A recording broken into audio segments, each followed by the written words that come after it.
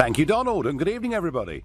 Well, 15 years ago, student debt was not an issue in British politics and barely one in life in this country. But boy, it is today. And a report out today from the Institute of Fiscal Studies makes the point that the average debt levels students from low-income families will ramp up during their years at university will equate to £57,000.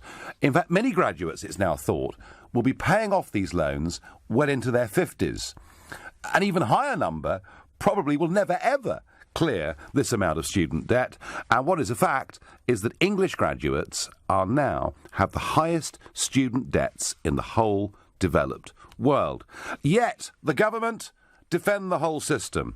Joe Johnson, Old Etonian, told Sky News, what we have is a sustainable university funding system. Well, that may be OK from the government's point of view. And the fact the interest rate on these loans has now gone up to 6% may be incredibly good news for companies that are engaged and involved in student loans. But what about the people? What about the students that are coming out of university with these debts wrapped around their neck? What I want to know from you is this debt one that is worth paying?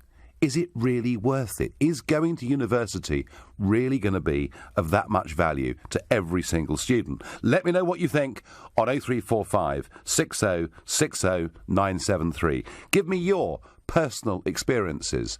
Did it work for you? Is this level of debt actually very small compared to what you're going to earn as a result of going to university? Or actually, is it a burden you could have done without? Could you perhaps have got just as good a job if you hadn't gone to university? Text me on 84850, or maybe you're one of those, like me, who skipped university completely and, frankly, have never really looked back. In which case, tweet me on Farage at LBC. And, of course, you can watch me on Facebook by going to lbc.co.uk. Paul in Brecon in mid-Wales. Paul, we're sending a lot of students now to university. They're coming out with some pretty eye-watering levels of debt that in many cases they'll be paying off for the next 30 years. Is it a debt worth paying, Paul? Not really, but I know of cases now where managing directors have told me that their staff in call centre earning $23,000 have refused £5,000 pay rises because it puts them into paying back the loans. Yes, that's right, because the way this works, there's a whole series of thresholds, isn't there, at which you begin to pay back small amounts, and once you start to earn £40,000 plus, you're paying really quite a lot of money back every month directly. So people are refusing pay rises not to trip themselves over that threshold. Correct. I mean, the whole system, it's not. The government have got to accept that most of this is not going to ever be paid back. So they've got to account for it differently on their books. I mean, what's happened is, frankly, and I know this sounds strange, I think too many people are going to university. In my day, it was like 1%, and that was too little. I accept that totally. And I'm totally for social mobility. I myself, was born in poverty and came up to university, and I've been very successful in life. But so I'm all for social mobility. And it's great that the poorer people, I think there's 40% more going than in 2009. But to go with this debt and to do the different courses that are not needed by society is ridiculous. Paul, tell me, what age are you? I'm 72. So 72. I went to university when there was like 1 or 2% went. Yeah. I mean, I'm 53, and I didn't go to university. And of my year, we were told about 12%. Now, whether it was 12 or 15 is by the by, but that kind of was the percentage of people of my age group that were going to university. So I suspect when you went, it was a bit higher than 1%. But as you say, it was there for the academic elite, Paul, wasn't it? Yes, it was. And really what we should be doing now is preferencing the university systems, the university places, to the courses that the country needs, like engineering, medicine, and so on, and technical science. We should be doing that and maybe giving those people a discount or even no tuition fees at all to encourage the right things. Well, I have to say, Paul, I'll hark back a couple of years to when I was party leader in the last general election, and I suggested that for the STEM subjects that you've just outlined, that we should not be charging people fees because we have shortages in those areas. areas. I mean, of course, Paul, this did become a huge issue in this election when Jeremy Corbyn came out on behalf of Labour and said he would completely abolish tuition fees. Now, that was said to cost about 11 billion sterling a year. It got him a heck of a lot of votes, didn't it? It did, but I mean, you've got to pay for it. And can I say, if you abolish them completely like that, the percentage would even rise further, and we'd have more silly courses on all sorts of silly subjects. That's what's happening. Right. But basically, the quality, I can tell you now that another MD told me, and I'm connected with a number of companies, another MD told me that out of 40-odd graduates they've got, they only can trust 3 to write emails. And they actually pick them out. They can actually do it and deal with the customers. So it is not the same level as it was in your day or my day, I'm afraid. It just isn't. No, Paul, I think you have raised a very valuable point, I'm sure. And, Paul, thank you. And I'm sure some of you will be listening to Paul and getting very angry and saying, hang on, I worked blooming hard for 3 years at university. I've got a great education out of it. I don't like the debt. But how dare Paul from Brecon, with Nigel nodding along, say that so many graduates actually haven't got that bigger advantage in the workplace? I have to say, I think a lot of graduates maybe have no advantage at all in the workplace these days. Because we heard about the call centre there, didn't we? Well, actually, you don't need to have gone to university to work in a call centre, in my view. But you do if you want to be a doctor. Jana in Wanstead, what's your experience of this? Hello, good evening, Nigel. How are you? Good evening. I'm all right, thank you very much. That's good. So what do you think? Well, what I think it's diabolical. So many students are saddled with debt at this stage. Yeah. Specifically those that are not facing reality at the time that they take out their student loans. Some of them are coming back from moderate families with a low income, and they're not seeing the reality as it is. Not everybody is going to get a job within law. For example, I studied law, and I'm not qualified as a lawyer. So I find that £20,000 is unrealistic for me to pay off. And I'm going into different roles, like receptionist roles, administration roles, and I think people should think really carefully about their present situation before they take out a loan and they study. There could be alternatives. For example, why not go to college instead? Why not do a business course? Why not do a teaching languages course? Or get an apprenticeship with a company or something like that. Yeah. I feel also I was wrongly convinced at school when I was at sixth form to go to university, and that it was a great option. And, Jana, I mean, I know it's impolite to ask a lady her age, but in this case, I'm going to if I can. How old are you? I'm 30 years old. 30 years old. Okay, so you were, in fact, you were going to university just as tuition fees kicked in, weren't you? Yes, but I was lucky I didn't pay £9,000 a year, but I still feel that... You were paying... So would it have bin £3,000 when you went? Yes, it was. Yeah, because it was 2005, wasn't it? Yes, it was. That Blair pushed this through. So just sort of take over that one point again. So were you actually willfully, actively encouraged to go to university come what may? I was convinced by a secretary at the sixth form and other teachers that, it was an opportunity of a lifetime and it would change my world, and, I would have good working opportunities after I finished university. Yeah. I have had good opportunities, but they've been more like experience. Yeah. Here and there experience. And I feel like if I was to go back now, I would have changed my decision at the time. I would have considered just doing an apprenticeship, like you say, or a course in business studies at college. John, I think you were, under this regime of tuition fees, I think you were one of the guinea pigs for what has come over the course of the last 12 years, and I think an over-encouragement for people aged 18 to continue pursuing academic subjects, not giving them much advantage. Jana, that call was really, really interesting. Sounds like the students are being used as a cash cow. There's no reason to raise the loan interest rate, as the base rate is 0.25%, says Leslie Wicker on Twitter. It's a very good point. 6.1%. That is what the interest is. And can you believe that this starts to mount up from the first day you're at university? So by the time you leave university, you've racked up nearly £5,000 in interest. someone out there is doing very well out of all of this, but it isn't the students, and particularly those who come from backgrounds where their parents aren't wealthy. Because if you're wealthy, none of it matters, does it? If you're wealthy, they can just pay the tuition fees. They can pay the accommodation fees. Nigel, I graduated in 1983. University completely wasted my time, but at least in those days, not my money, says Steve from Guildford. I'm going to ask Gavin in Oxford. Gavin, what are your experiences and what are your thoughts? Oh, hi. I just love that last text that you've read out. That was great. Yeah. Hi, Nigel. Thanks very much for the opportunity. Not a bit. I've got a situation at the minute where my wife wants to leave her current job to pursue a career in the NHS. She currently works in the NHS. Yep. She can see a career in the NHS, and she wants to leave. She wants to go to university, and it's going to really impact us as an entity in the household to support that through. Now, I've got a daughter who's going through university, and she's getting bursaries and getting help, and, we help her. But to put my wife through, and what my point is a lot of focus is on the younger generation. They leave school, they go to college, they go to university. I kind of get that, and but what I see at the minute, especially with Brexit and the lack of staff in the NHS, is we've got gaps. And to put my wife through university is going to impact us massively.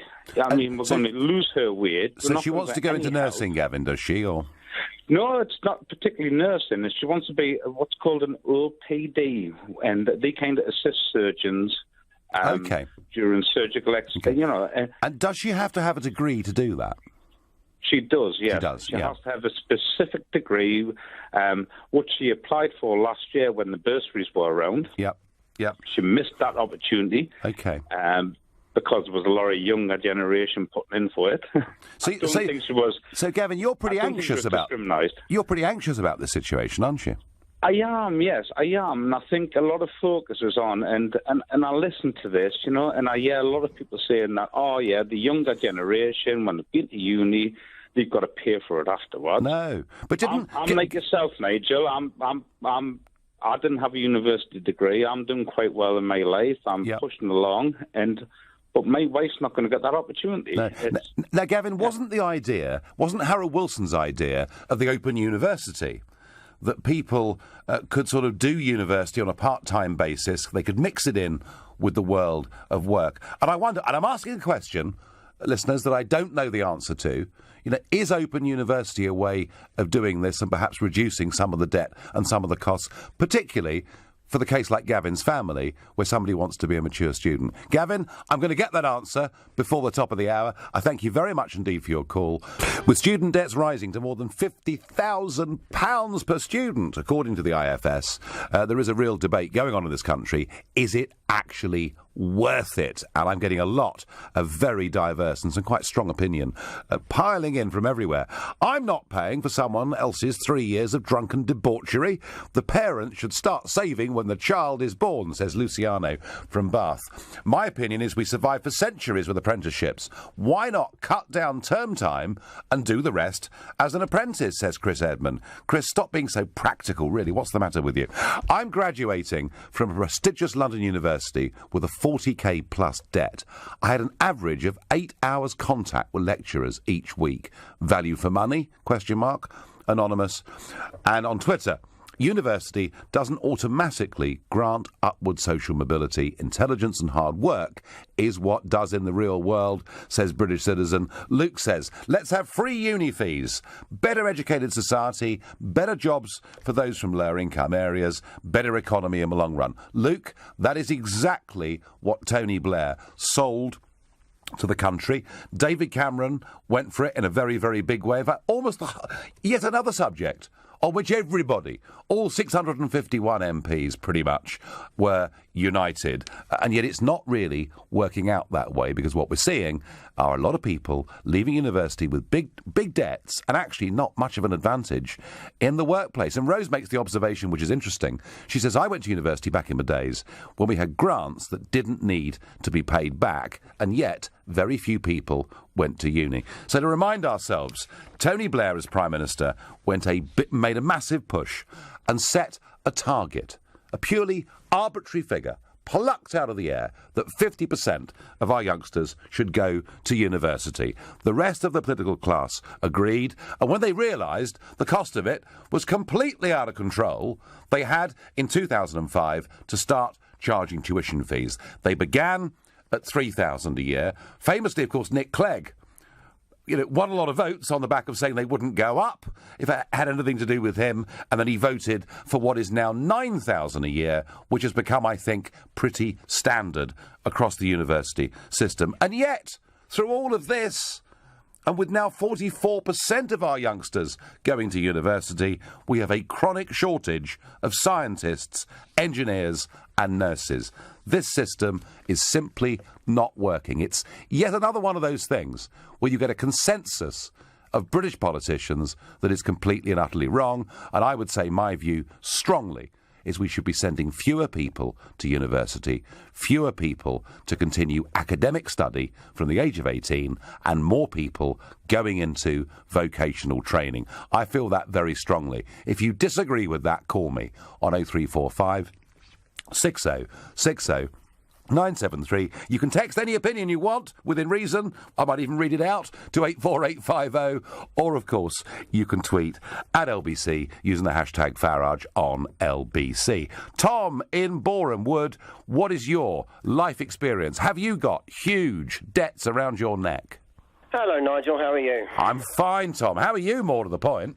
Oh, I'm fantastic. Unfortunately, I did not go to university. I'm 22 years of age. I came out of college 2 years ago. I was doing ICT. Right. And despite how much I was told by my college teachers and by my school teachers how I need to go to university, otherwise I do not get anywhere in life. Yes. I deliberately chose not to, and I'm doing fine by myself. But one thing I would like to say is that I honestly think that there's more to this than we see. I think the way I see it is schools and colleges deliberately try to make out that you need to go to university so that they will pay large sums of money to universities. But if they don't, then there's no money for the universities, and they're a little bit screwed. Yeah, I mean, Jana was on earlier, Tom, and she's a little bit older than you, but she was going to university in 2005 when this fee system was kicking in. I mean, tell me, how strong was the pressure that you should go to university? It was quite strong. I mean, I was kind of losing confidence at the fact that, do I go to university or not? I just couldn't. I felt almost pressured, to put it one way. Yeah. I honestly did not know what to do. And in the end, the thing that turned me off of university was the debt, to be honest. Yeah, they say, look, we know you're going to get debts, but you know what? In the long run, you'll be so advantaged in life. Well, do you know what? If you are, if you're a member, Tom, of the academic elite, the chances are it's absolutely the right thing, and you should go to university and you should pursue subjects in which you've got academic excellence. And I wouldn't discourage anyone who's really good at school from going to university. But my feeling, Tom, is that with that urging, there are too many people who frankly aren't very good at academic study that are being encouraged to do something that is not giving them any advantage in life at all. So, Tom, what are you doing now? Tell me. I'm doing marketing for a small business. Right. So, what, out knocking on doors selling, yeah? No, not knocking out doors selling, doing email campaigns, that kind of thing. Email campaigns. Right, well, the next time I have a campaign, Tom, I know where to come. Thank you very much, Tom, for your call and for your experience. Tom, somebody who stood up against what he was encouraged to do and appears to be very happy about it. Chris in Haywards Heath, what's your experience of this? Hi, Nigel. Great pleasure to speak to you. Good evening. Good evening. My experience is I went to university for a grand total of 7 months. I chose to leave university because at the age of 21 I was offered a job with a salary that began with a 2. Yep. I took it and I've never looked back. I'll lay the cards on the table, Nigel. I think it is the biggest unreported con in the UK today being sold to young people. First of all, the description, £9,000 a year. It isn't a year. It's 7 months. 7 months, and somebody said earlier on one of the texts that I got that they had contact for 8 hours a week with lecturers. That's true. I think it probably works out about £35, £40 an hour. That's not one-to-one. That's you versus 200. If I may very quickly, Nigel, also share a terrible story that I've heard from a few people in Sussex. Yeah. I am aware at the moment people who are 22, 23, 24 who have left university, got their degree, they are taking off their CV that they have a degree because they cannot get a graduate position. They are applying to supermarkets, they're applying to admin jobs, and they have found it more beneficial to take off their CV they have a degree. Now, that's the first I've heard of that. You understand, because the employer will look at it and think, this person has a 2-1 in economics or maths or English or whatever. Yep. They're not going to stay. I'm not going to take a chance on this person if they're going to take an opportunity. Well, Chris, I was arguing that for many people it was not giving them an advantage having a degree. You're arguing it's an active disadvantage in some cases. Genuine story, Nigel. I hope you can believe it. That if you're an employer and if you're a manager of a supermarket, you've got a list of CVs on your table. Wow. Somebody just out of university, they've got a 2-1 in history, English, whatever. Yep. They're going in the bin because from my point of view... And Chris, tell me, how's your career going? Not too badly. I'm a housing manager. Yep. I am earning pretty much... My first boss said to me, if you can earn your salary in your age, you're in a good position. I'm doing that currently. Excellent. And I'm 27 currently. Good for you. You keep going, Chris. Good man. Yeah, excellent. Thank you very much indeed. That was really interesting, wasn't it? The idea that people are taking degrees off their CVs. Wow. Tamsin, in Brighouse, what's your experience of university? Hi, Nigel. Thanks for the opportunity to speak to you. Hello. You were talking about the Open University earlier. I was asking a question, yeah. So tell me, please. Well, I didn't go to university straight from school. I started studying at 29, so I left school and started earning straight away. Yeah. And my career went very well, but then when the recession came along, I was a bit concerned. What if I lost my job? What would I do? I started studying with the Open University, and my degree cost me £8,000 in total. Wow.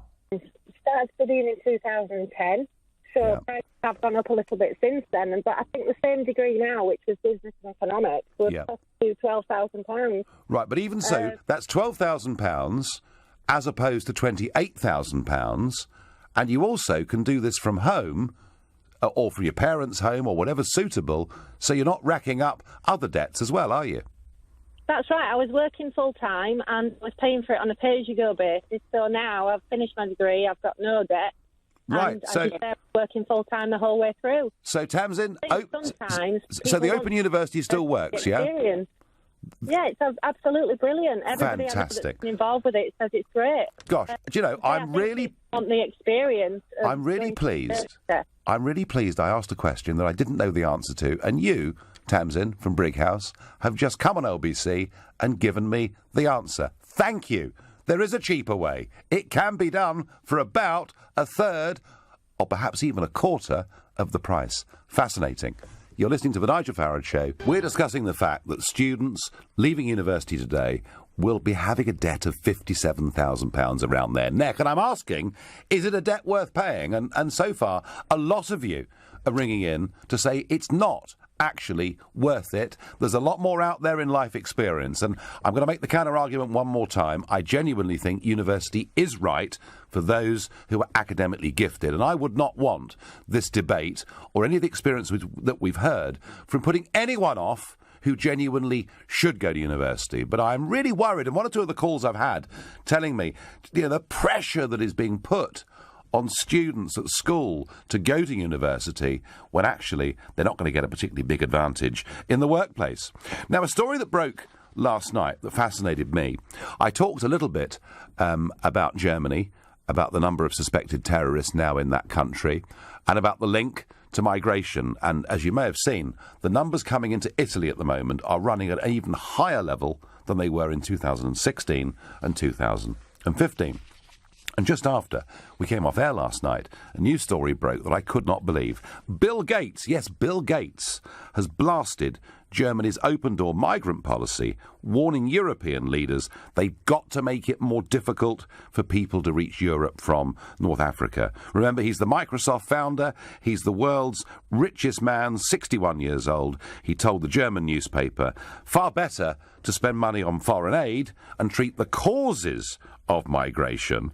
On the one hand, you want to demonstrate generosity, he said, and take in refugees. But the more generous you are, the more the word gets out, which in turn motivates yet more people to come from Africa. So, he is saying that Merkel's policy is building up huge, unsustainable problems, and that something needs to be done to stop the boats from coming. He thinks it's foreign aid. There are perhaps many other solutions. And Gates says all this purely on the numbers. He doesn't even mention the open door to terrorists. He doesn't even mention the fact that this is actually turning countries in Europe now against each other, with the prime ministers of Hungary, of Poland, the Czech Republic and Slovakia saying some pretty rude things about the Germans and about the European Commission. And I think, Bill Gates we think of as this great philanthropist, this great globalist, and even he is now attacking the Merkel madness. I suppose, yes, folks, I do feel some degree of vindication in this. I think the policy has been a complete disaster. I suspect it'll get even worse, over the course of the next few months, particularly if we get a fine summer with a lot of people coming. And if you want to, text me on that and give me a view, 84850, or, easily on Twitter, @LBC, using the hashtag Farage and LBC. But back to this question of £57,000 worth of debt, on average for a student, many of them be paying this back into their 50s. Is it worth it? Phil in Camberley, is it worth it? Hi, Nigel. Good evening. Hello. I would say 50,000 isn't worth it. I dispute that the actual average is that, to be completely honest, but okay. That's a whole different matter. The point I want to make, which I think a few callers have completely overlooked, particularly some of the older callers that might have gone to university a long time ago, is that a lot of large companies these days, especially fintechs, they're really geared to recruit graduates. If I think of where I work, and obviously I'm not going to say where that is, sure, tens of thousands of employees, I can't imagine there's almost a single function that would recruit someone that doesn't have a degree of some description, whether it's marketing, whether it's computing, engineering, finance. So this notion that everyone can leave university and, get to very senior high levels in fintech companies, I think is not correct, actually. I don't agree with it. No, sure. And Phil, I wasn't trying to give that impression, by the way. I mean, one or two callers perhaps were. But you're talking about the corporate world there, really, aren't you? I am, but bear in mind this probably is true for any company in the FTSE 100, many smaller than that, yep. Any company with a presence in America. The simple fact of the matter is if you've got, 50 roles that you want to intake and you yep. get thousands of applicants, then you need a way to filter those numbers, and in many cases you're going to need graduates. So that while I appreciate some people will find other ladders to get on in their career, and trades are all good, I think there is a certain need for a large number of graduates each year, particularly in areas like IT and computing where we are massively underpenetrated. What I would like to see is more specific incentives to encourage certain students into areas like maths where, we are struggling to fill science, maths, engineering, medicine. We're struggling, Phil, with all of these things, and yet we're sending more youngsters to university than ever before. So perhaps we're not directing people the right way, and maybe, Phil, the right way to do this is to abolish tuition fees in subjects where we desperately need people. I agree. No, I do agree that we should do that, and perhaps other areas like media studies where we're oversubscribed, the fees should be higher. There should be some sort of way to flex it. No, Phil, listen, thank you. And Phil making the point that a lot of big corporate companies won't employ anyone unless they've got a degree. Do you know, I have been in the European Parliament now for 19 years. I can scarcely believe it. And you cannot work for the European Parliament, and they've got, I think, 5,000 in total employees. You cannot work for the European Parliament. You cannot get the most lowly job in the European Parliament unless you've got a degree. So even though I've led a group in the European Parliament for years, I couldn't get the most lowly job. So whilst I disagree with that policy, Phil's point is a valid one. There are parts of our society where you have to have a degree. But that doesn't mean, folks, that we need to send 44% of our 18 and 19-year-olds to university. George in Thaden Boyce, tell me, do you think it's a debt worth paying? Well, I'm not quite sure. I've got twin boys who are now 22. Yep. And they both went to university. One went to Lincoln, one went to Plymouth at the time when the £9,000 fees were introduced. So your timing couldn't have been worse, really, George, could it? It couldn't have been worse. And, right. and they've now both come out with debts of $49,000 each. Right. And I don't think the two of them appreciated it until they got the letters, from the... Yeah. In fact, they come from Glasgow, the administration set up, just how much they actually owe. And what my gripe about all of that, and yes, I knew they were taking out loans, but it's the interest that's being charged. Well, I've got to say... And of that 49 grand, 6,000 of it is interest. But, George, that interest level will go up over the years, won't it? Well, yes, and what's happening every month... The interest that's going on to that debt is £130. Yeah. Usury was the old word for this, wasn't it? Yeah. And what I don't understand is that, I come from Scotland myself, and to think that you can go up there and get it free, so I don't know how that all works, and yet in England here we have... Well, I tell you what, George... Never quite get that. I tell you what, George, there are one or two English taxpayers that might have an answer for you on that, but we'll leave that for another day. No, and I had a Scottish father. I grew up in Scotland. It's interesting, the other discussions you were just going to introduce. I had a German mother, so some mixed group. But yes, I don't understand in Scotland. Yes, they have it free, and we have to pay at this end. But, George, can I ask you? Can I ask you, George? Are the boys age 22 and they've suddenly looked at this number and thought, "Gosh." And then they realise it's racking up, as you say, by another £130 every... It's unbelievable, actually. Are they a little bit scared about this? Well, they are, and I don't think the two of them actually realised just about the interest. I don't think they did. And what I find too, because I think you've talked about that before, I wasn't listening to the programme, but about the contact hours they had at university, I think was very poor. I don't think the two of them, as I say, one went to Lincoln, one to Plymouth, felt they got value for money. And it's interesting that even when we went to the graduation ceremony in Plymouth, it was all about the professors and the research they're doing. In fact, they didn't talk much about the students at all. Yeah. And it felt to me that the whole thing's just a business. George, it's a very interesting phone call. And actually, really must be quite something, mustn't it? Perhaps you've been missold. Perhaps this is the next mis-selling scandal, that all the way through we're telling people you must go to university, and like George's twins, you come out at 22, you owe 49 grand, and every month you don't pay, it racks up by another 130 quid. It's not pretty, is it? Some take a different view. Stuart says on Facebook, I don't mind paying for basic education, but anything more than that, pay for it yourself. Anna says, I've taken my degree off my CV too, as when you go for a job, the HR people think you're more qualified than them. They think you're after their job. Julie says, one of the girls I manage is on about $23,000 a year and has a £53,000 debt. Unbelievable. Yes, Julie, and as we reiterated over the last few months, with interest chunking on with every month that goes by. It is ridiculous to graduate with £50,000 of debt, especially for non-vocational courses.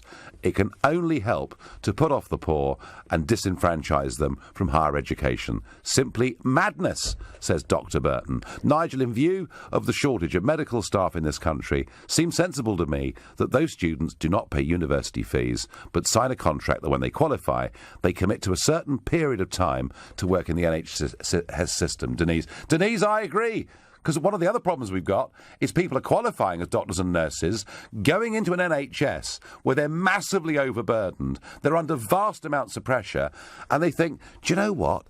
Australia's got really lovely weather. So I think, Denise, that would be a very good contract to make for the future, that we do give people, take the fees away, but we need a few years' service, indenture, if you like, back from them. That would make a lot of sense to me. Right now, you're listening to the Nigel Farage Show. If you leave university with £57,000 worth of debt and interest chunking on every month, is it a debt that is worth paying? And some really strong opinions on both sides of this debate.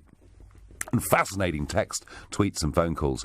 The big danger, as I see it, is the threshold for repayment has not been raised. No, it's down and below 20,000. Quite soon, with inflation taken into account and with the minimum wage going up, people on mundane minimum wage jobs will be having to repay their debt. And that, I think, is a very, very good point, because all of those things are now beginning to come together. Go to countries like India, China, Eastern Europe, where it's cheaper to obtain a degree. Why do you need to study in the UK, Anonymous? Well, actually, the other point we made today was you can do it through the Open University for somewhere between a quarter and a third of the cost. The Open University, one of the great legacies, I think, that Harold Wilson left to this country. Ex-City Recruiter. Degrees don't need years and years these days to achieve. Modern research methods / time needed. Well, that's all well and good, Garden Gnome, who sent that in on Twitter, but it's all well and good, but why doesn't someone tell that to the 16 to 18-year-olds at school who, from what I'm being told, with the phone calls I'm getting in, and certainly evidence that I've seen, are all being told they must go to university without anyone explaining to them exactly what the cost and interest rate implications of all of this are. University fees, just another vehicle for the banks to suck money out of us, not about improving the country and its skill base. That is too cynical, even for me. I graduated with a degree in network engineering. My debt is probably going through the roof, so we'll have to see if it's worth it in the end, says Keelan. Keelan about to graduate next week with this degree, and probably unsure, as to whether he's done the right thing. I hope for your sake, Keelan, I really do, that you have. Dominique from Croydon, which side of this debate are you on? Well, to be honest, Nigel, I just wanted to touch on what your previous caller, Phil, was saying. Yeah. And just some of your callers also has, given the impression that they know X and X amount of people who've gone to uni, got great degrees and haven't got a job. Well, to be honest, Nigel, I'm 27 years old. Okay, I went to uni in 2007 and I finished in 2011. I actually messed up in my third year, had to repeat it, and I'm in about £30,000 worth of debt at the moment. What I want to is, I kind of want to give some advice here. What I really want to express to people is that do not get a degree if you do not know how to use it. Okay, when I was in college, I knew exactly what I wanted to do. I knew exactly what industry I did not want it to be in. I didn't want to work in a really, really corporate cultural setting. I didn't want to work for an investment bank. I wanted to work in media. I actually studied accounting in college as my last choice and took that through into uni. I actually also got a 2-2 degree. But the second that I left uni, I got a job immediately. And I got a job, the first job that I started doing was temporary work for a recruitment company, which was actually data entry. But I was so ambitious and I knew exactly what I wanted to do. I was so motivated, and it really came across in interviews. And in the majority of interviews that I've gone to and the jobs that I've gotten, they've all said the same thing. I knew how to use my degree. I knew exactly what I wanted. I think parents need Dominic, I mean, you are making a very, very powerful argument. I have to say, if I was an employer and you came in and started talking to me like that, I'd think, wow, hire her, because she's good. But how? When you've got that level of drive that you've expressed in the space of 60 seconds on OBC, how is a degree an advantage to you? You could have done that without a degree 3 or 4 years earlier. Okay, so when I did my degree, I feel like for me personally, it helped me grow as a person. Okay, just to understand the corporate world, just to understand, meet different people and just kind of experience and see what life and what opportunities there are out for me. The number one fact that I will give to in advice to many people that are listening here is that, first of all, if you don't have a degree, it is very, very, very hard to find a regular job. And when I say a regular job, I mean a job in a professional setting, in an office. I don't know the numbers, but I think the majority of people in London work in a professional environment. Having a degree gives you an advantage over those that do not have degrees. Okay, some people are a little bit special and they're able to use whatever gift that they have to become entrepreneurs, become singers, rappers, you know what. But the majority of people do not have that gift. And I'm one of those people that don't have that gift, but I know exactly what I want and what I want to do in life. Dominic, Dominic, it's a lovely phone call. Thank you. And Dominic making the point that for a lot of people, actually, those 3 years are years in which they grow up a bit and they find themselves. And she clearly has got great self-confidence, having done her degree. Although I think in her case, she probably would have. I suspect she'd have had it anyway. But you know, for some people, it's a good thing. And there are lots of jobs where you do need a degree, but not 44% of the population, the point I keep making. School leavers don't have to go to university. You used to bang on about apprenticeships, Nigel. Now you have joined the lefty media club, says BJ. Well, I have to confess, I've never thought of LBC as being a lefty media club. I have thought of it as being a talk radio station with the most extraordinary, diverse range of people who present its programmes, and I would challenge anybody out there, if you take the balance of the output of LBC, to call it left or right, because it simply isn't. They're far too clever, the people that run this place, to do that. Well, there we are. I should stay on for another week at least. I told a porky on my CV and banged on about having a degree, but I got a call telling me I was overqualified. I told them it was a lie, but by then it was too late. Oh, I do like that. That's a really good one. Dean in Liverpool. I believe you're at university now, is that right? Yeah, I graduate next week. Next week, right. And what are you studying? I study marketing and statistics. I did do. Yes, OK, so you're waiting for your... So Dean, you're about to leave. You're about to go out into the world of work. Do you feel you've got a big advantage under your belt now going out there? Not really. I feel just as unprepared as I was when I left school. I was saying before, I just felt like I was definitely badgered into it by everyone around me. You know, you have to go to university. If you don't go to university, then you're seen as some type of, failure or disappointment, which really got me to go, I've kind of done it now, but I've come out and felt like, what have I done it for? We were told to, apply to graduate jobs, apply for any jobs we could. And I'm coming out and they're going, yeah, great, you've got a CV. So is everyone else. Tell me what you've got, what skills you've got. And obviously going through the whole education system now, I've come out of university. I didn't have a job when I was in university just to focus on my work. And I've got, they're asking for like sales experience, types of experience that I just don't have. And they're almost disregarding my degree as, well, everyone's got one and that's fine. And I've come out and I'm just like, oh, I've got all this debt now and for what? Like, I just don't see it working. No, Dean, I'm sorry to hear that tale. I really genuinely am. But it sounds once again that you're another young person who effectively has almost been bullied into going to university, aren't you? Yeah, I mean, my family saved a lot for me to go to university, I paid my way through it, cash in hand, through everything, and but now I've just come out of it and I just feel, well, I'm really grateful for that, but, I don't feel like I can apply to it or use it to anything because the jobs I'm going to, they are just saying, I need extra. But I mean, I'm reading stuff online as people are talking through, and the difference between having a degree and not having a degree in salaries is meant to be £12,000.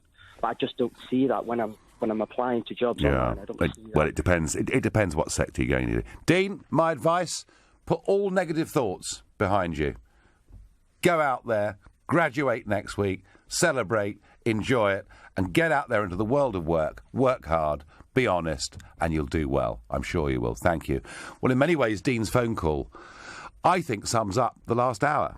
It's very clear to me that there's been a huge deception put on a very large number of young people in this country who've been encouraged, virtually bullied, into going to university. People who, perhaps in many cases, are not academically gifted and who are going out into the world of work without any particular advantage, and a huge amount of debt around their neck and an interest rate that keeps ticking up with every day that passes. It's a bit of a scandal. You've been listening to The Nigel Farage Show.